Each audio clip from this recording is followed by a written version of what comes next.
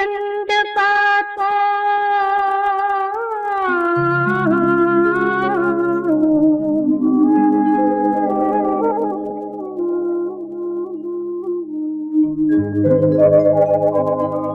மடி மீது தலை வைத்து விடியும் வரை தூங்குவோம்.